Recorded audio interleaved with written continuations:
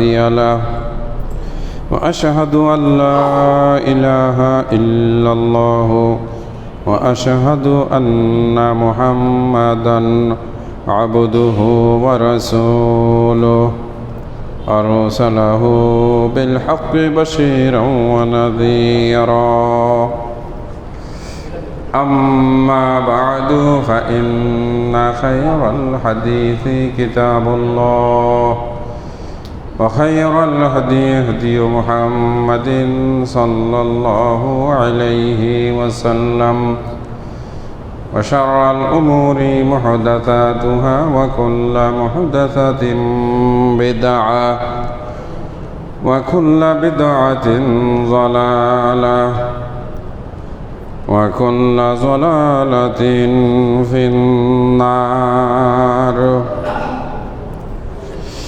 وأعوذ بالله من الشيطان الرجيم بسم الله الرحمن الرحيم واضرب لهم مثل الحياة الدنيا كماء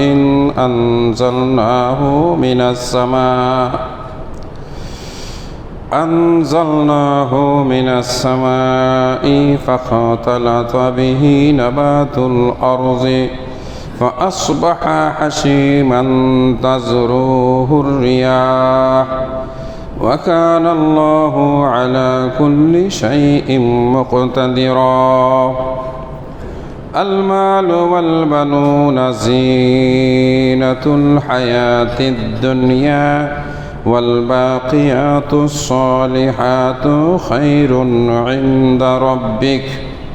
عند ربك ثوابا وخير أملا ويوم نسير الجبال وترى الأرض بارزة وحشرناهم فلم نغادر منهم أحدا وعرضوا على ربك صفا لقد جئتمونا كما خلقناكم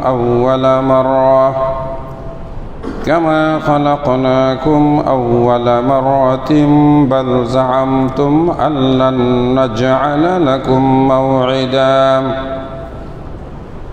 وفزع الكتاب فترى المجرمين مشفقين مما فيه ويقولون يا ويلتنا ما لهذا الكتاب لا يغادر صغيرة ولا كبيرة إلا أحصاها ووجدوا ما عملوا حاضرا ولا يظلم ربك أحدا وعن عائشة رضي الله تعالى عنها قال سمعت رسول الله صلى الله عليه وسلم يقول يحشر الناس يوم القيامة حفاة عراة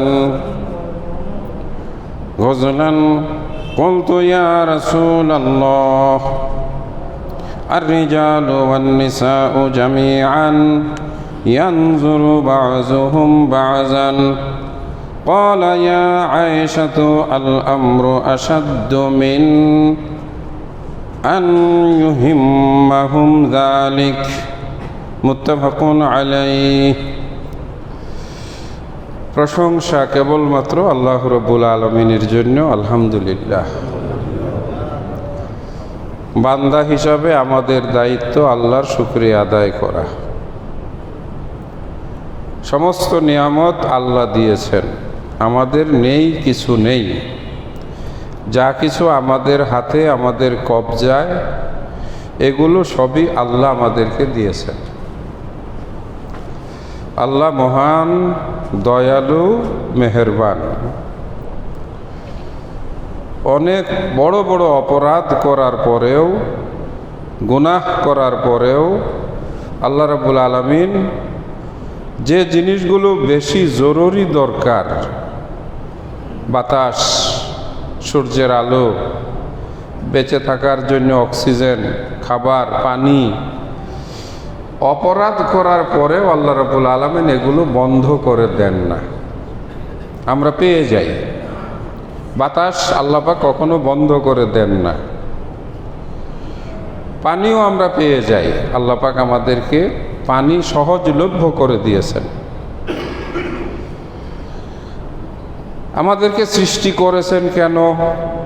এর সহজ উত্তর, আমরা আল্লাহর জমিনে, আল্লাহর পৃথিবীতে থাকব, খাবো, ঘরবাড়ি বানাবো, সবই করব।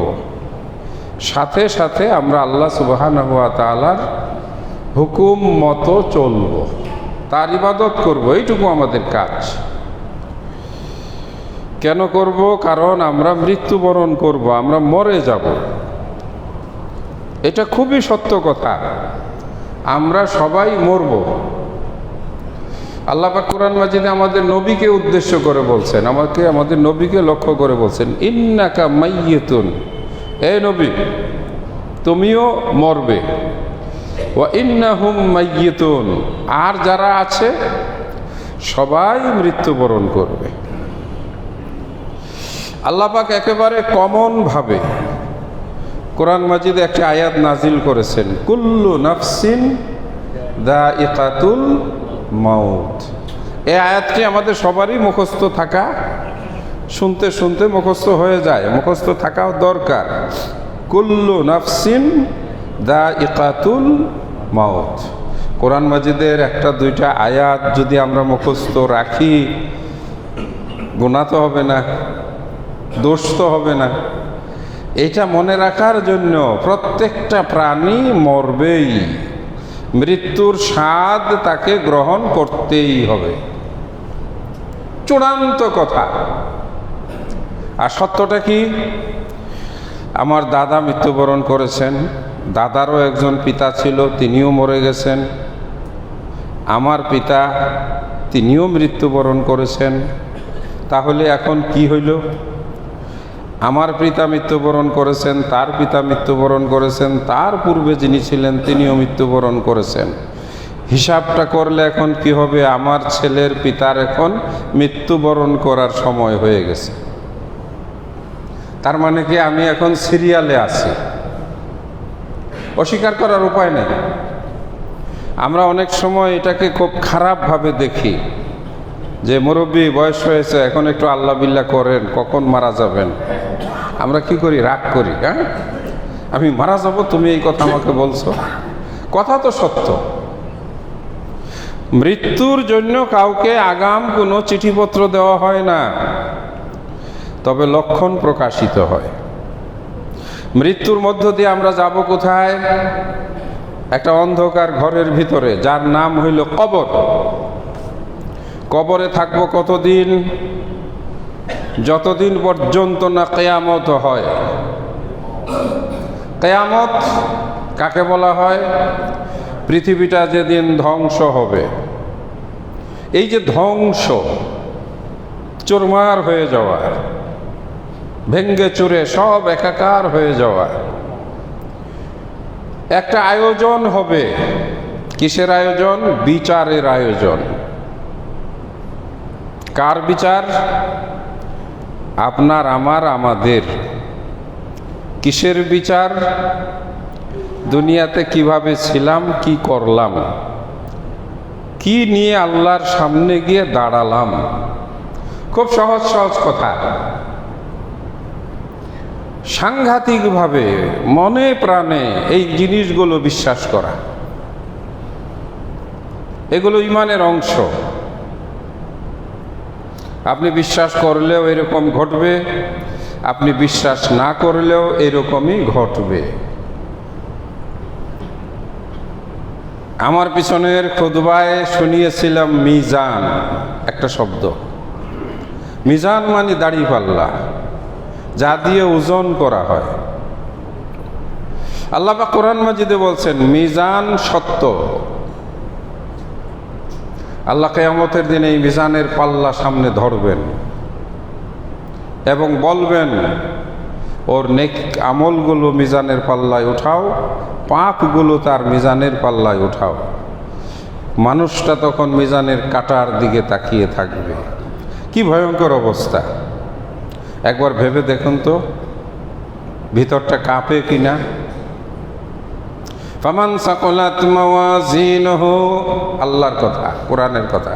ফামান সাকলাত মাওয়াজিনুহু, যার মিজানের পাল্লা ভারী হবে, ফাহুয়া ফি ঈশাতির রাজিয়া, হয়ে গেল সফল, তার জন্য খুশি আনন্দ।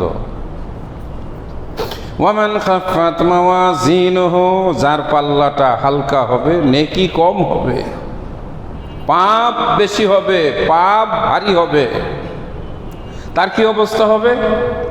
ফাউম্মুহু হাবিয়া, হাবিয়া দুজকের একটা নাম, হাবিয়া দুজক, জাহান্নামের একটা গভীর গর্তের নাম, জাহান্নামের ভয়ঙ্কর একটি প্রজ্বলিত আগুনের কুণ্ডলীর নাম হাবিয়া। স্বয়ং আল্লাহ জিজ্ঞেস করেন, ওয়ামা আদরাকা মা হিয়া, হাবিয়া কি চিনো? আল্লাহ নিজে বলে দেন, নারুন হামিয়া, আগুন তো আগুন, সাধারণ আগুন নয়, ভয়ঙ্কর, বিধ্বংসী, উত্তপ্ত। কি পরিমাণ সেটা আমরা ভাষায় বুঝাতে পাবো না। সেই কঠিন জাহান্নামের আগুন, এই মিজানের কথা আমরা আলোচনা শুনেছিলাম। আলোচনাগুলো পরকাল কেন্দ্রিক। আজকের আলোচনা হাসর, এটা মিজানের আগেই হবে। পড়েছিও সেখান থেকেই কতগুলো আয়াত। একটি সূরা আল্লাহ পাক এইভাবে শুরু করেছেন, ইজাস সামাউন ফাতারাত, একদিন আসমানটা ফেটে যাবে। কি আশ্চর্য কথা! কঠিন, সুদৃঢ়, অত্যন্ত মজবুত। আল্লাহ পাক কোরআন মাজিদে আরেক সূরায় বলছেন যে তোমরা আকাশের দিকে তাকাও, দেখো তো সেই আসমানে কোনো ফাটা, ছিদ্র, ভাঙ্গা এরকম দেখতে পাবে? হালমিন ফুতুর, না, সেখানে কোনো ত্রুটি বিচ্যুতি নেই। আসমানের দরজা আছে, এই দরজা অতিক্রম করতে 500 বছরের সময়ের দরকার। লৌহ নির্মিত বিশাল বড় দরজা, কপাট, একজন শক্তিশালী মজবুত দেহের অধিকারী আল্লাহ পাক দারওয়ান দিয়ে আসমানের দরজা পাহারায় বসিয়ে রেখেছেন। আমাদের নবী মুহাম্মদুর রাসূলুল্লাহ সাল্লাল্লাহু আলাইহি ওয়াসাল্লাম মেরাজের রাত্রে বাইতুল মাকদাস থেকে বুরাকের পিঠে চড়ে যখন আকাশে উড়াল দিলেন, এই প্রথম আসমানের দরজায় গিয়ে উনি থামলেন, মানে তাকে থামাইয়া দিল, এই থামো। জিবরাইল আলাইহিস সালামকে জিজ্ঞাসা করা হলো, মানান্তা, কে তুমি? জিবরাইল আলাইহিস সালাম বলেন, আনা জিবরিল, আমি তো জিবরাইল, আকাশে যাওয়া আসা করি। বলল, তোমাকে তো চিনলাম, তোমার সাথে উনি কে? ওয়ামাম মাআকা, একেবারে আরবি শব্দটা বলতেছি, ওয়ামাম মাআকা ইয়া জিবরাইল, জিবরাইল তোমার সাথে কে? জিবরাইল নরম কণ্ঠে বললেন, হুয়া মুহাম্মাদুর রাসূলুল্লাহি সাল্লাল্লাহু আলাইহি ওয়াসাল্লাম, তিনি হলেন আল্লাহর সর্বশেষ রাসূল মুহাম্মাদুর রাসূলুল্লাহ। ফেরেশতা দরজা খুলে না, আবার প্রশ্ন করলেন, হাল উজিনা লাহু, এজেন্ট মানে কি? পারমিশন। হাল উজিনা লাহু, তুমি যে তাকে নিয়ে ছুটছো, তাকে কি পারমিশন দেওয়া হয়েছে? জিবরাইল আলাইহিস সালাম বললেন, হে মালিক ফেরেশতা, আল্লাহর অনুমতি ছাড়া কি আমি মাটির মানুষকে নিয়ে আসমানে রওনা দিছি? পারমিশন আছে, খুলে দাও দরজা। আমাদের নবী সাল্লাল্লাহু আলাইহি সাল্লাম বললেন, আসমানের পুরুত্ব অনেক, সেই সুরঙ্গের মতো পথ দিয়ে একটা মানুষ যদি দ্রুতগামী ঘোড়া নিয়ে যায় 500 বছরের রাস্তা। সুবহানাল্লাহ। আল্লাহ বলেন, ইযা সামাউন ফাতারাত, আসমানগুলো একদিন ফেটে যাবে, ভেঙ্গে চুরমার হয়ে গোড়া গোড়া হয়ে পড়ে যাবে। সুবহানাল্লাহ। দিনটা কোন দিন? হাসরের দিন। কোরআন মাজিদে কতগুলো কঠিন কঠিন আয়াত এসেছে। আমি হাসর নিয়ে যখন পড়ছিলাম আর মনে মনে ভাবতেছিলাম যে বাংলাদেশের মানুষের কতই না সৌভাগ্য যে এরা কোরআন পড়ে বুঝে না, যার জন্য এদের ভিতরে কোনো কান্না ভয়ও কিছু আসে না। যদি কোরআন পড়ে আরবদের মতো আমরা বুঝতাম, তাহলে প্রতি রাত্রে না হইলেও একটু একটু করে হইলেও কাঁদতাম। কি জন্য? ভয়ে। আল্লাহ পাক যখন কোরআন মাজিদে বলেন মানুষ রুইয়ের মতো রুই রুই হয়ে উড়ে বেড়াবে, পাহাড়গুলো ছিন্ন ভিন্ন হয়ে যাবে, এই যে শীতকাল আসতেছে লেপ তুলা ধুনা করা হয়, আল্লাহ কোরআন মাজিদে বলেছেন এই সেই সূরার ভিতরে, আল কারিআতু মাল কারিআ ওয়া মা আদরাকা মাল কারিআ ইয়াওমা ইয়াকুনুন নাসু কাল ফারাশিল মাবতুস ওয়া তাকুনুল জিবালু কাল ইহনিল মানফুশ। সেই বিচারের দিন, হাসরের দিন, পাহাড়গুলো রুইয়ের মতো উড়তে থাকবে। এক কঠিন দিবসের নাম হলো হাসরের দিবস, বিচার দিবস। আল্লাহ বলেন ইয়াসলাউনাহা ইয়াওমাদ্দিন ওয়া মা হুম আনহা বিগাইবিন ওয়া মা আদরাকা মা ইয়াউমুদ্দিন। হাসরের দিন, বিচারের দিন কেমন হবে তুমি কি জানো? ইয়াওমা লা তামলিকু নাফসুন লিনাফসিন শাইআ। বিচারের দিনের অনেকগুলো লক্ষণ বৈশিষ্ট্য আমরা একটা একটা করে শুনবো, শোনাবো। আল্লাহ পাক এখানে কি বলেছেন? যেদিন কেউ কারো পাশে দাঁড়াবে না। আমি একটি হাদিস পড়েছি বুখারী মুসলিমের, আয়েশা রাদিয়াল্লাহু তাআলা আনহা থেকে বর্ণিত, উম্মুল মুমিনিন মুসলিম জননী তথা আমাদের আম্মাজান আয়েশা রাদিয়াল্লাহু তাআলা আনহা বলেন, আন আয়েশা রাদিয়াল্লাহু তাআলা আনহা ক্বালাত সামি'তু রাসূলুল্লাহি সাল্লাল্লাহু আলাইহি ওয়াসাল্লাম ইয়াওমা, একদিন সেই কিয়ামতের দিন, ইয়াহশুরুন নাসু ইয়াওমাল কিয়ামাতি হুফাত উরাত এবং উজলান, কুলতু ইয়া রাসূলুল্লাহ আর রিজালু ওয়ান নিসাউ জামিআন ইয়ানজুরু বাযুহুম বাযান। হযরতে আয়েশা উম্মুল মুমিনিন রাদিয়াল্লাহু তাআলা আনহা বলেন, রাসূল সাল্লাল্লাহু আলাইহি সাল্লাম থেকে তিনি শুনেছেন হাসরের দিন, হাসরের মাঠে বিচারের দিন, ওই সেই ভয়ঙ্কর দিবসে মানুষগুলোকে কবর থেকে যখন উঠানো হবে, এদের কারোর পায়ে কোনো জুতা থাকবে না, এদের পরনে কোনো কাপড় থাকবে না, এদের মাথার উপরে কোনো ছাউনি থাকবে না, এদের মাথার উপরে এক ফারসাক বলা হয়, এক ফারসাক বর্তমান সময়ের হিসাবে 3 মাইল অর্থাৎ প্রায় 5 কিলোমিটার দূরে সূর্য থাকবে। আজকের পৃথিবীতে আমরা যেখানে আছি আমাদের থেকে সূর্যের দূরত্ব ছাত্ররা জানে, শিশুরা জানে, কোটি কোটি মাইল দূরে। সেই সূর্যের তাপে আমরা পৃথিবীতে গরমে শরীর ফেটে যায়, শরীরের ঘামে আমাদের জামা কাপড় ভিজে যায়। ওই হাসরের মাঠে আমাদের সবাইকে দাঁড়াতে হবে উলঙ্গ অবস্থায়, পায়ে জুতা থাকবে না, মাথায় কাপড় থাকবে না, টুপি থাকবে না, ছাতা থাকবে না, কোনো কিছুই থাকবে না, গায়ে একটা সুতাও থাকবে না। আম্মাজান আয়েশা রাদিয়াল্লাহু তাআলা আনহা বলেন, ইয়া রাসূলুল্লাহ, ইয়া রাসূলুল্লাহ, আর রিজালু ওয়ান নিসাউ, নারীরাও কি সেখানে উলঙ্গ থাকবে, পুরুষরা উলঙ্গ থাকবে? তাহলে কি একজন আরেকজনের দিকে তাকাবে না, লজ্জা শরম লাগবে না?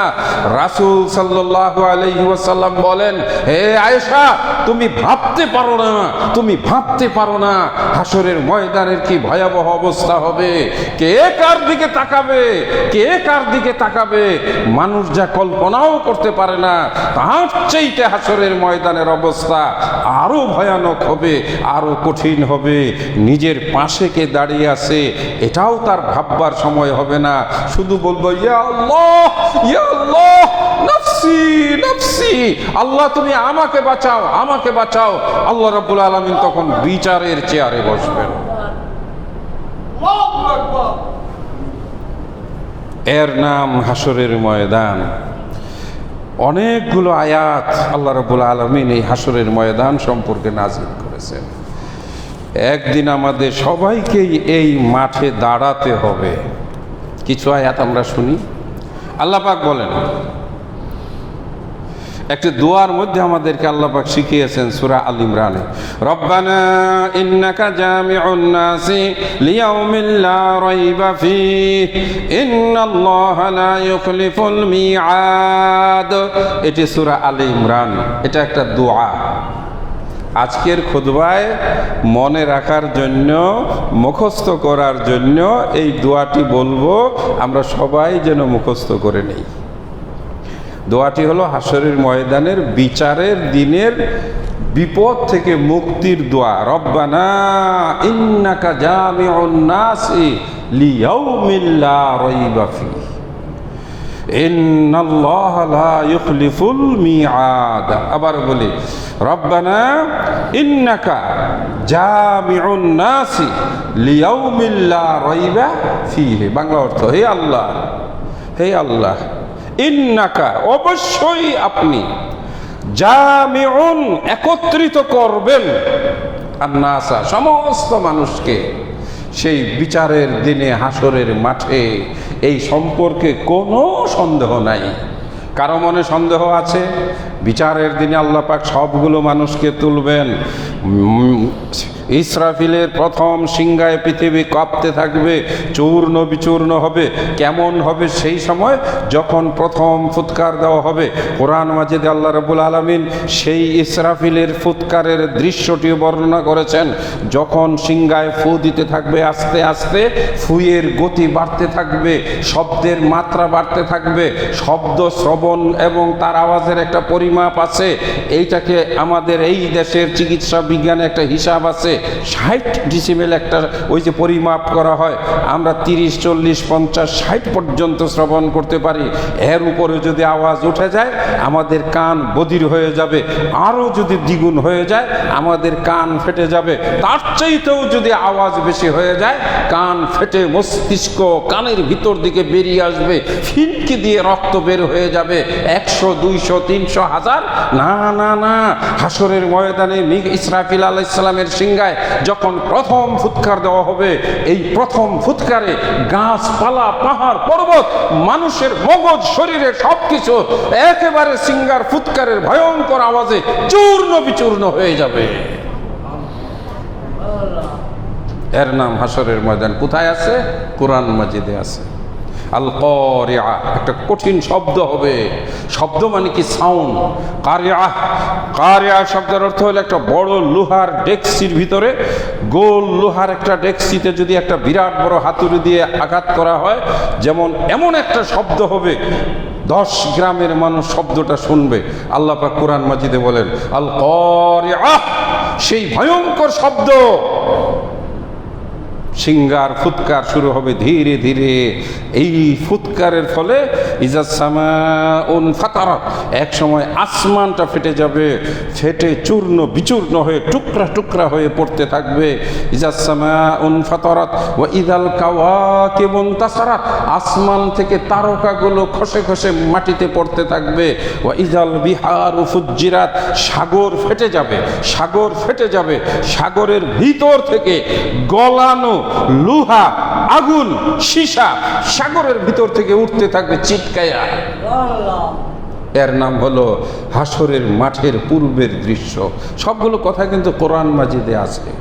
আমরা এগুলো মাঝে মাঝে আমাদের ইমাম সাহেবের ফজরের নামাজের তিলাওয়াতে শুনি। কখনো কখনো তারা এশার নামাজেও একটু বড় সূরা পড়েন। ওই যে এক কথা, আমরা তো বুঝি না, আমরা যে অর্থ বুঝি না। কাবা ঘরে মদিনার মসজিদে নামাজ পড়ে দেখেছি, পিছনে কান্নার রোল পড়ে যায়, কম্পন শুরু হয়ে যায়, মনে হয় যে কাঁপতেছে। আল্লাহু আকবার। সম্মানিত আজকের খুতবা যারা শ্রবণ করছেন, মাঝে মাঝে রাতের বেলায় তাহাজ্জুদের নামাজ পড়ে একটু বসে বসে ভাববেন, চোখের সামনে চিন্তা করবেন আমি একটা বিল্ডিংয়ে বসে আছি, এই সময়ে যদি একটা ভয়ঙ্কর ভূমিকম্প হয়, বিল্ডিংটা নড়া শুরু করে, আমরা কিভাবে দৌড়ায় নিচে নামার জন্য, বাঁচার জন্য চেষ্টা করি। অতঃপর যদি বিল্ডিংয়ের ছাদটা ভেঙে পড়া শুরু করে, তারপরে পাথরগুলো খসে খসে আপনার উপরে পড়তে থাকে, তারপর যদি পুরা বিল্ডিংটা মাটির সঙ্গে মিশে যায়, আপনি একবার চিন্তা করেন সেখানে আপনার কি অবস্থা হবে। ঠিক একইভাবে আপনি ভাবতে পারেন আপনি আসমানের নিচে বসা আছেন, আসমান কাঁপছে, আল্লাহ কোরআন মাজিদে বলেন যে আসমান ফেটে যাবে। জমিনের উপরে বসা আছেন, জমিন তোলার মতো উঠতে থাকবে, পাহাড়গুলো রুই রুই হয়ে যাবে, মানুষগুলো বাতাসে ছিটকে ঘুরবে, আর শুধু বলবে কি হচ্ছে, কি হচ্ছে, এগুলো কি হচ্ছে, আজকে কি ঘটছে। এই ঘটনার নাম হলো হাসরের, কিয়ামতের পূর্বের ঘটনা। অতঃপর আল্লাহ রাব্বুল আলামিন এভাবেই আমাদেরকে কবর থেকে তৃতীয় সিঙ্গার ফুৎকারে, দ্বিতীয় সিঙ্গার ফুৎকারে পাহাড় পর্বত আসমান জমিন যা কিছু আছে সব কিছু চূর্ণ বিচূর্ণ হয়ে যাবে। আল্লাহ পাক কোরআন মাজিদে বলেন কুল্লু মান আলাইহা ফান ওয়া ইয়াবকা ওয়াজহু রাব্বিকা যুল জালালি ওয়াল ইকরাম ফাবিআইয়ি আলাই রাব্বিকুমা তুকাদ্দিবান। কুল্লু মান আলাইহা ফান, জমিনের উপরে যা কিছু থাকবে, যা কিছু থাকবে সব কিছু ধ্বংস হয়ে যাবে, কিচ্ছু থাকবে না, কিচ্ছু থাকবে না। পাহাড় পর্বত বিল্ডিং বাড়িঘর যা আছে মাটির সঙ্গে মিশে যাবে। হাদিসের কিছু কিতাবে প্রমাণ পাওয়া যায় ফিলিস্তিন, সিরিয়া এবং তৎপার্শ্ববর্তী সাহারা মরুভূমি নিয়ে ওই যে মিশরের অর্ধাংশ সহ এই বিশাল ভূখণ্ডকে আল্লাহ রাব্বুল আলামিন সমান বানিয়ে দিবেন। রাসূল সাল্লাল্লাহু আলাইহি ওয়াসাল্লাম বুখারী মুসলিমের হাদিসের ভিতরে বলেন যে সেই সময়ে সেই পৃথিবীতে এমনই একটি অবস্থা হবে যে সারা পৃথিবী সমতল হয়ে যাবে। এটি সূরা তহার 106 নম্বর 7 নম্বর আয়াতের ভিতরে আল্লাহ রাব্বুল আলামিন বলেন পৃথিবী সমান হয়ে যাবে প্লেটের মতো, কোনো আঁকা বাঁকা থাকবে না, কোনো নদী নালা থাকবে না, কোনো গাছপালা থাকবে না। তখন সিংহায় আবার ফুৎকার দেওয়া হবে, সেই ইসরাফিলকে বলা হবে তুমি এইবার মানুষগুলোকে উঠানোর জন্য সিংহায় ফু দাও। এই তৃতীয় ফুৎকারে আমরা সবাই যার যার কবরের ভিতর থেকে কবর ফেটে যাবে, কবর ফেটে যাবে। আপনারা অনেকে দেখতে পারেন রাতের বেলায় ওই যে বিলের মাঝখানে শাপলা ফুলগুলো ফুটে, হঠাৎ করে ফুটে যায়, হঠাৎ করে ফুটে যায়। ঠিক যখন ফুৎকার শুরু হবে আস্তে আস্তে সমস্ত পৃথিবীর যেখানে যত কবর আছে সবগুলো কবর মাটির ভিতর থেকে ফেটে বের হতে থাকবে। আল্লাহু আকবার। এর নাম হলো হাসর। হাসরের আলোচনা বড় লম্বা আলোচনা, তবে হ্যাঁ মাঝে মাঝে রাতের বেলায় একটু ভাবা দরকার আমি ওই মাঠে আছি, আমি ওই মাঠে আছি, আমাকে তো সেদিন সেখানে দাঁড়াতে হবে। ওয়ায়াউমা নাহশুরুহুম জামিআ, আল্লাহ বলেন আমি সবাইকে ওই হাসরের ময়দানে একসাথে জমা করব। হাসর শব্দের অর্থ হলো উত্থিত করা। হাসর যে শব্দটা, এটা একটা বিশাল মরুভূমিকেও বলা হয়। হাসর শব্দের অর্থ হচ্ছে কোনো বিরান ভূমি, কোনো মরুভূমির দিকে মেষপালকে তাড়িয়ে নিয়ে যাওয়া। এখানে বলা হয়েছে সারা পৃথিবী থেকে মানুষকে তাড়িয়ে নিয়ে যাবে। যেখানে ছাগল বাঁধা হয়, যেখানে সবাইকে উপস্থিত করা হয়, এইরকম ময়দানকে বলা হয় হাসর। এটা বলা হয় যে আল্লাহ সুবহানাহু ওয়া তাআলা, অনেকেই বলেছেন হাসরের ময়দানের মধ্যবর্তী স্থান হবে আরাফার ময়দান। আল্লাহ ভালো জানেন। আল্লাহ পাক কোরআন মাজিদে এক আয়াতে বলেছেন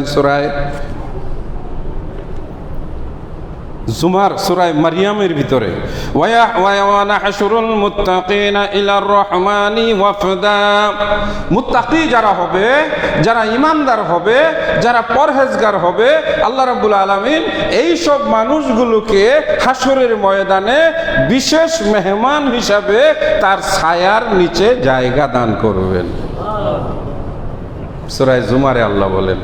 এর পরের আয়াতে বলছেন আর যারা ওয়ানাসুকুল মুজরিমিনা বিরদা, আর যারা মুজরিম পাপী হবে, যারা গুনাহগার হবে, যারা পাপিষ্ট হবে, তাদেরকে রব্বুল আলামিন হাসরের ময়দানে উত্তপ্ত রৌদ্রের নিচে ছেড়ে দিবে। তারা পিপাসায় ছটফট করতে থাকবে। বুখারী মুসলিমের হাদিস, রাসূল সাল্লাল্লাহু আলাইহি ওয়াসাল্লাম বলেন, সেদিন মানুষের এক ফারসাক উপরে সূর্য আসবে, আল্লাহ রাব্বুল আলামিন বিচারের আসনে বসবেন। কারো একদিন হবে 50,000 বছরের সমান, কারো একদিন হবে 5,000 বছরের সমান, কারো একদিন হবে 1,000 বছরের সমান, কারো একদিন হবে 1 বছরের সমান, কারো একদিন হবে 1 মাসের সমান, আবার কারো বিচারের সময় হবে চোখের পলকের সমান। কার বিচারের সময় হবে চোখের পলকের সমান?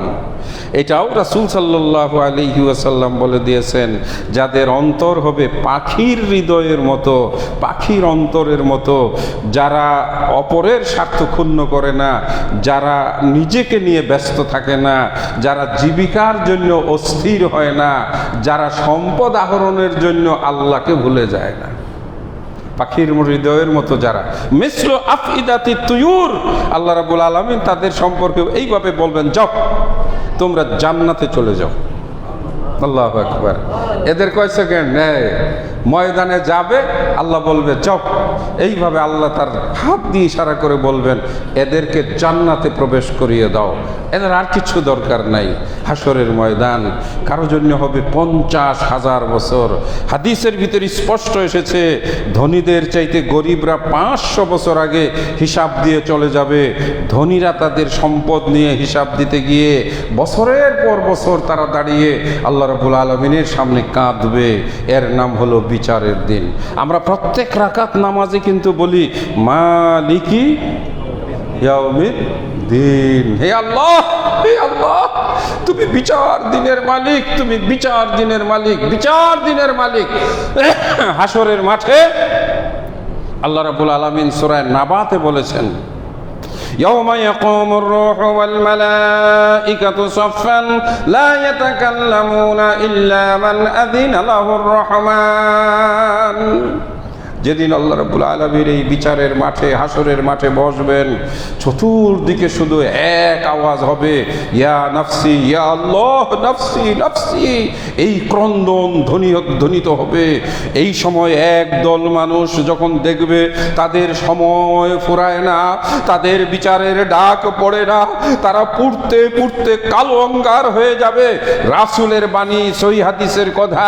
আল্লাহ রাসূল বলেন, আরবি শব্দগুলো ছেড়ে দিয়ে আমি বাংলা বলছি, হাসরের মাঠে একদল মানুষের শরীরের ঘামে তাদের টাকনা পর্যন্ত ডুবে যাবে, আরেক দল মানুষের ঘামে তাদের হাঁটু পর্যন্ত ঘাম উঠে যাবে, আরেক দল মানুষের কোমর পর্যন্ত ঘাম হবে, আরেক দল মানুষের বুক পর্যন্ত ঘাম হবে।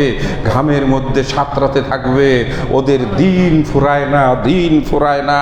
তারা শুধু বলবে, আল্লাহ, আমাদের এই ময়দান থেকে তুমি বের করে হয় জাহান্নামে দাও, আর নয়তো আমাদেরকে মুক্ত করে দাও। কিন্তু এই ময়দানের শাস্তি আমরা আর নিতে পারতেছি না। সূর্যের তাপে মগজগুলো ফুটন্ত ভাতের হাঁড়িতে যেরকম চাউল ফুটলে একেবারে ছিটকে ছিটকে পড়ে, মানুষের মাথার মগজগুলো ছিটকে ছিটকে পড়বে। এই সময় আল্লাহ রাব্বুল আলামিন বলবেন, আইনা শুরাকা সুম্মা নাকুলু লিল্লাযিনা আশরাকু আইনা শুরাকাউকুম। কি কঠিন কথা! এ মুশরিক, এ মুশরিকের দল, মূর্তি পূজারীর দল, পাথর এবং গাছের মাছের পূজারীর দল, আমি আল্লাহকে বাদ দিয়ে তোমরা গাছের পূজা, মাছের পূজা, মূর্তির পূজা, তোমরা দেবদেবীর পূজা করেছো, আজকে তাদেরকে নিয়ে আসো এই বিচারের মাঠ থেকে, যেন তারা তোমাদেরকে নিয়ে যায়। তখন মুশরিকরা বলবে, আল্লাহ, আমরা যেসব দেবতাদের ডাকছি ওদের তো কোনো অস্তিত্বই নাই। আল্লাহ তখন বলবেন, কেন তাহলে তোমরা আমার সঙ্গে শিরক করেছো, মূর্তি পূজা করেছো, তোমরা ওই কবর মাজারের কাছে গিয়ে সাহায্য চেয়েছো। আল্লাহু আকবার। ফাকাইফা ইজা জামা'নাহুম লিয়াউমিন লা রাইবা ফীহি ওয়া ওয়ুফিয়াত কুল্লু নাফসিন মা কাসাবাত ওয়া হুম লা ইউযলামুন। কেমন হবে সেই দিনের অবস্থা? আল্লাহ বলেন, ফাকাইফা, কেমন হবে সেই দিনের অবস্থা, কি ভয়ানক হবে সেই দিনের অবস্থা। ফাকাইফা ইজা জামা'নাহুম, যেদিন আমি তাদেরকে একত্রিত করব, যেদিন আমি হাসরের ময়দানে তাদেরকে উঠাবো। হাদিসের ভাষায় এমন পাওয়া যায়, ইসরাফিল আলাইহিস সালাম যখন সিংহায় ফু দিবেন, এক একটা কবর যখন ফেটে যাবে, মানুষগুলো বিবস্ত্র হয়ে উঠতে থাকবে। মানুষ বলতে থাকবে, হে আল্লাহ, আজকে আমরা কোথায় যাচ্ছি, কোন ময়দানে যাচ্ছি, কেন আমাদেরকে কবরের ভিতর থেকে ঘুম ভাঙ্গাইয়া দিলে? কবরে মানুষ শত শত বছর পর্যন্ত মাটির সঙ্গে মিশে পড়ে থাকবে, কিন্তু যখন কবর থেকে বের করা হবে, তারা উঠেই দেখবে এক কঠিন ময়দান। এটা দেখেই তারা অবাক আশ্চর্য হয়ে প্রশ্ন করবে, হায় আল্লাহ, আমাদেরকে তুমি এখানে কোথায় নিয়ে এসেছ? তখন তাদেরকে বলা হবে, আজকের এই দিন কি সত্য না মিথ্যা? আল্লাহ প্রশ্ন করবেন। অনেক মানুষ বলে, আরে বিচার ময়দান এগুলো কিছু না। আল্লাহ প্রশ্ন করবেন, বলো যে বিচারের দিনের কথা বলা হয়েছিল, সেই বিচারের দিন কি আজকে সত্য কিনা? ওয়াত্তাকু, আল্লাহ কোরআন মাজিদে বলেছেন, ওয়াত্তাকু, ভয় করো, ভয় করো, ইয়াউমান, ওই বিচারের দিনকে, লা তাজজি নাফসুন আন নাফসিন শাইআ, যেই বিচারের দিনে কেউ কারো উপকারে আসতে পারবে না। সন্তানের কাছ থেকে পিতা পালিয়ে যাবে, পিতা সন্তানের কাছ থেকে দৌড়িয়ে যাবে। হাসরের ময়দানে কাছাকাছি যদি পিতার পুত্র একসাথে হয়, ছেলে বাবাকে রেখে পালিয়ে যাবে, বাবা ছেলেকে রেখে পালিয়ে যাবে। এগুলো আমাদের মুখের কথা না। কোরআন মাজিদে আল্লাহ বলছেন, ইয়াউমা ইয়াফিরুল মারউ মিন আখি, যেদিন তার ভাই ভাইকে দেখে দৌড়িয়ে পালিয়ে যাবে, ওয়া উম্মিহি ওয়া আবি, এবং তার বাবা মা তাকে ফেলে চলে যাবে। এগুলো কোরআন মাজিদের আয়াত, আমি আপনাদের পড়ে শোনাচ্ছি। বিশ্বাস রাখবেন, বিশ্বাস রাখবেন। মাঝে মাঝে ভাববেন আপনি মরে গেছেন, মাঝে মাঝে ভাববেন আপনি কবরে ঢুকে গেছেন, মাঝে মাঝে ভাববেন, আয় আল্লাহ, আমি এখন কবরে, আমাকে ফেরেশতারা এসে বসাচ্ছে, আমার শরীরে সাদা কাপড় পরানো আছে, মান রাব্বুকা ওয়া মা দীনুকা ওয়া মান নাবিয়্যুকা। আমি যদি প্রশ্নের উত্তর না দিতে পারি, জাহান্নামের সঙ্গে দরজা খুলে দেওয়া হবে। মাঝে মাঝে ভাববেন আপনাকে উঠানো হয়েছে হাসরের ময়দানে, আপনি আল্লাহর সামনে দাঁড়িয়ে আছেন, মগজ ফুটে ছিটকে পড়ছে, রোদের তাপে আপনি ঘামের ভিতরে দাঁড়িয়ে আছেন, আপনার সামনে মিজানের পাল্লা হাজির করা হয়েছে। আল্লাহ হুকুম করবেন, তোমার আমল নামাগুলো উঠাও। এ আল্লাহর বান্দারা, অবিশ্বাস করবেন না, আল্লাহ পাক একসাথে সারা পৃথিবীর সব মানুষের বিচার করার ক্ষমতা রাখেন। আমার বিচার আগে হবে, আপনার বিচার পরে হবে, সিরিয়ালে তা না। আমার আল্লাহ এই পৃথিবীর 1000 কোটি মানুষের একসাথে বিচার করার ক্ষমতা রাখেন। উদাহরণ দিব, সারা পৃথিবীর মানুষ এই মুহূর্তে অন্তত 100 কোটি মানুষের উপরে একটা সূর্য দিয়ে যদি আল্লাহ পাক তাপ দিতে পারেন, একটা সূর্যের আলো যদি একসাথে 100 কোটি মানুষ পেতে পারে, সূর্যের চেয়ে আমার আল্লাহর পাওয়ার কম না বেশি? সূর্য তো আল্লাহ সৃষ্টি করেছেন। সুতরাং এটা ভাববেন না আমার বিচার চলছে, আমরা ওদিকে বসে আলাপ সালাপ করি। নো, একসাথে সবার বিচার করার ক্ষমতা আল্লাহ রাখেন। এই জন্যই কিন্তু আমি হাদিসের ভাষায় বলেছি, কারো বিচার চলবে 5000 বছর, 50,000 বছর পর্যন্ত। দাঁড়াও, হিসাব দিয়ে যাও। কাউকে বলবেন চলে যাও, আমার একটা নাম আছে সাত্তার। আল্লাহ তাআলার একটা নাম আছে, কি নাম? সাত্তার। যদিও সাত্তার শব্দটা সরাসরি আসে নাই, ইয়াসতুরু শব্দ এসেছে, যিনি ঢেকে রাখেন তার রহমতের চাদর দিয়ে। আল্লাহ পাকের একটা রহমতের চাদর আছে, ওই চাদর দিয়ে তিনি কিছু প্রিয় বান্দা যারা পাপ করে গোপনে কিন্তু প্রকাশ করে না, আল্লাহ তাদের পাপগুলোকে তার রহমতের চাদর দিয়ে ঢেকে রাখবেন, আর বলবেন, যাও, চলে যাও তুমি জান্নাতে, তোমার বিচার আমি করব না। আল্লাহু আকবার। এই প্রসঙ্গে একটি হাদিস লিখেছিলাম, রাসূল সাল্লাল্লাহু আলাইহি ওয়াসাল্লাম বলেন, ওয়া মান মাতা লা ইউশরিকু বিল্লাহি শাইআন ফাদাখালাহুল্লাহুল জান্নাহ ওয়া মান মাতা ইউশরিকু বিল্লাহি শাইআন ফাদাখালাহুল্লাহুন নার। যেই ব্যক্তি মৃত্যুবরণ করবে আল্লাহর সঙ্গে শিরক করবে না, আল্লাহ রাব্বুল আলামিন তাকে জান্নাতে প্রবেশ করাবেন। আর যেই ব্যক্তি মৃত্যুবরণ করবে, শিরক করবে, আল্লাহ রাব্বুল আলামিন তাকে জাহান্নামে প্রবেশ করাবেন। মান ক্বালা লা ইলাহা ইল্লাল্লাহ ফাদাখালাহুল জান্নাহ, যেই ব্যক্তি লা ইলাহা ইল্লাল্লাহ বলবে, বলবে, আল্লাহ তাকে জান্নাতে প্রবেশ করাবেন। যে ব্যক্তি এই কালেমা পড়বে, আশহাদু আল্লাহ ইলাহা ইল্লাল্লাহু ওয়া আশহাদু আন্না মুহাম্মাদান আবদুহু ওয়া রাসূলুহু। তবে তার ভিতরে ভয় থাকতে হবে, জাহান্নামের ভয়, জাহান্নামের ভয়, হাসরের ময়দানের বিচারের ভয়, হাসরের ময়দানের সেই কঠিন দিবসের ভয়। বিচার হবে, বিচার হবে, এটা সত্য। আল হাসারু ওয়াল মিজানু হাক্কুন, এটাকে মনে প্রাণে বিশ্বাস করা। আর সেই ভয়ানক দিবসের কথা চিন্তা করে আল্লাহ রাব্বুল আলামিনের কাছে চোখের পানি ফেলে কাঁদা। ইয়াওমা নুসাইয়িরুল জিবালা ওয়া তারাল আরযা বারিজাতান ওয়া হাশারনাহুম ফালাম নুগাদিরু মিনহুম আহাদা। সূরা কাহফ থেকে আজকে যে আয়াতটি পড়েছিলাম, আল্লাহ রাব্বুল আলামিন স্পষ্ট করে বলে দিয়েছেন 2-3 মিনিটের মধ্যেই যেহেতু আমরা কথা শেষ করব, আল্লাহ সুবহানাহু ওয়া তাআলা সতর্ক সাবধান করে দিয়েছেন, একদিন আমি সবাইকেই আমার সামনে হাসরের ময়দানে একত্রিত করব, আর কেউ সেদিন বাদ যাবে না। তারা যে যা আমল করেছে সেই আমল তাদের সামনে তুলে ধরা হবে। সেই কারণে সম্মানিত দিনী ভাইয়েরা, মা বোনেরা, যা কিছু আমল করবেন আপনার নিজের জন্য, যা কিছু আপনি রাতের নামাজে কাঁদবেন সেটাও আপনার নিজের জন্য। যদি আপনি আল্লাহর ভয়ে চোখের এক ফোঁটা পানি ফেলতে পারেন, যদি আল্লাহ রাব্বুল আলামিনের কথা স্মরণ করে আপনার হৃদয় গলে যায়, কিয়ামতের দিন আপনার এইটুকুই জান্নাতে নিয়ে যাবে। সূরা কাহফের 47 নম্বর আয়াতের আগে একটি আয়াত, আল্লাহ রাব্বুল আলামিন 46 নম্বর একটি আয়াত, এটি ভালো করে মনে রাখার জন্য আমি শোনাবো। আল্লাহ বলেন, আল মালু ওয়াল বানুনা জিনাতুল হায়াতিদ দুনিয়া। শোনো, দুনিয়ার সম্পদ এবং সন্তান, ছেলে সন্তান এবং সম্পদ, যেগুলোর জন্য মানুষ আল্লাহকে ভুলে যায়, পাপ কাজে লিপ্ত হয়, এগুলো দুনিয়ার রং তামাশা। সন্তান এবং সম্পদ কি? দুনিয়ার রং তামাশা, জিনাতুল হায়াত। এটা একটা চাকচিক্য, মায়া, মরিচিকা। ওয়াল বাকিয়াতুস সালিহাত, যেটা বাকি থাকবে, যেটা সাথে যাবে, যেটা আপনার পুঁজি হবে, সেটা হলো নেক আমল। যত বেশি নেক আমল করবেন, যত বেশি তাসবিহ তাহলিল করবেন, প্রতিদিন আপনাকে হাজার হাজার টাকা দান করতে হবে না। গরিবরা এসে আল্লাহ রসুলের কাছে বলেছিলেন, ইয়া রাসূলুল্লাহ, আমরা তো গরিব, ধনীদের মতো এত কিছু করতে পারি না। আল্লাহ রসুল তাদেরকে দোয়া শিখাইছিলেন, সুবহানাল্লাহি ওয়ালহামদুলিল্লাহি ওয়ালা ইলাহা ইল্লাল্লাহু আল্লাহু আকবার। এটা বেশি বেশি পড়বা, তোমার ধনীদের হাজার হাজার টাকা দানের চাইতে বেশি সওয়াব পাবা। এতিমকে খাদ্য দিলে আল্লাহর নবীর সঙ্গে জান্নাতে যাওয়া যাবে।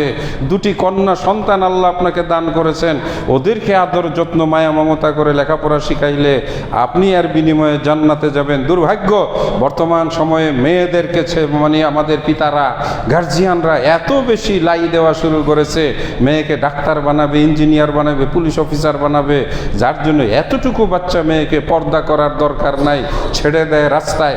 মুসলমানের মেয়েরা অমুসলিম হিন্দুদের সঙ্গে, হিন্দুরাও চালাকি করে মুসলমান মেয়েদের সাথে, তাদেরকে ভোলাবালা করে আজকে ধর্ষণ করছে।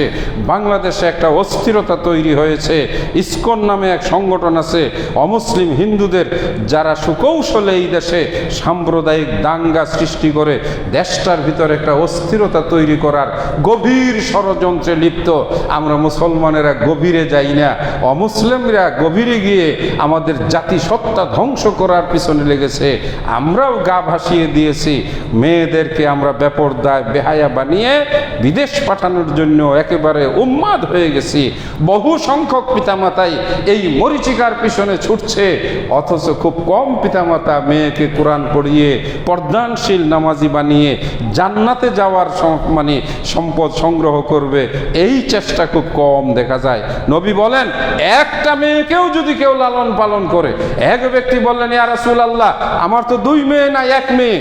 আল্লাহ রসুল বলেন, 1 মেয়েকেও যে ব্যক্তি লালন পালন করে, নামাজ শিখায়, কোরআন শিখায়, পর্দায় রাখে, এর বিনিময়ে আল্লাহ তাকে জান্নাত দিয়ে দিবে। আল্লাহ রাব্বুল আলামিন আমাদেরকে হাসরের ভয়াবহ অবস্থা উপলব্ধি করে নিজেদেরকে সৎ আমলকারী হিসাবে কবুল করুন, বলি আল্লাহুম্মা আমিন।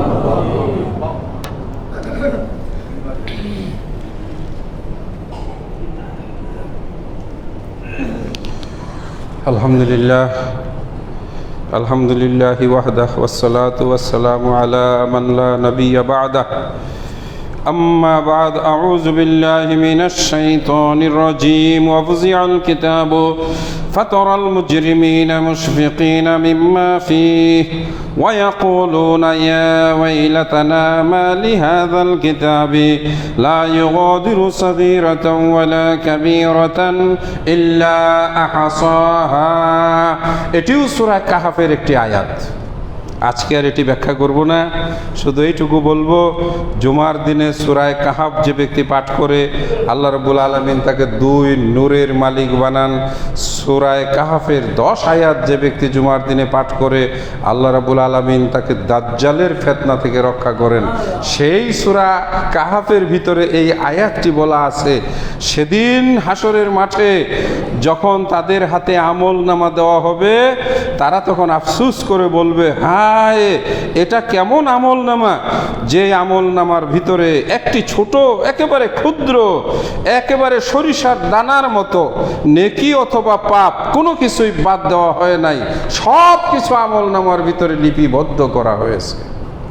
আমল সে জিন্দগি বনতি হয়, জান্নাত ভি জাহান্নাম ভি, হবে জিন্দগি সফল, সঙ্গে যদি নিতে পারো নেকিরও সম্বল, হবে জীবন সফল, যাবে জীবন বিফলে।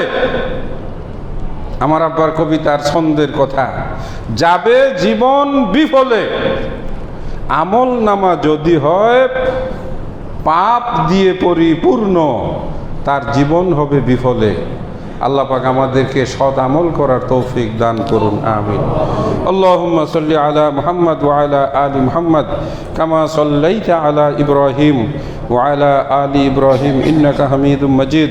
আল্লাহুম্মা বারিক আলা মুহাম্মদ ওয়া আলা আলি মুহাম্মদ কামা বারাকতা আলা ইব্রাহিম ওয়া আলা আলি ইব্রাহিম ইন্নাকা হামিদুম মাজিদ। আজকের হাসরের মাঠের ধারাবাহিকতায় কথা রয়ে গেছে। আমরা সবাই দল বেঁধে পাগলের মতো ছুটে যাব আদম আলাইহিস সালামের কাছে, সেখানে হবে না। যাব নূহ নবীর কাছে, সেখানেও কিচ্ছু হবে না। যাব ইব্রাহিম আলাইহিস সালামের কাছে, এটা রয়ে গেছে। সর্বশেষ কি হবে?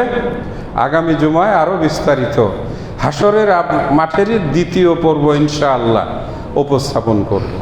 সেই সাথে এটা বলবো, দেশব্যাপী এক ধরনের হিন্দু মুসলিম দাঙ্গা সৃষ্টি করার, অস্থিরতা তৈরি করার, দেশে একটা বিবাদ সৃষ্টি করার এক ধরনের গভীর ষড়যন্ত্র শুরু হয়েছে।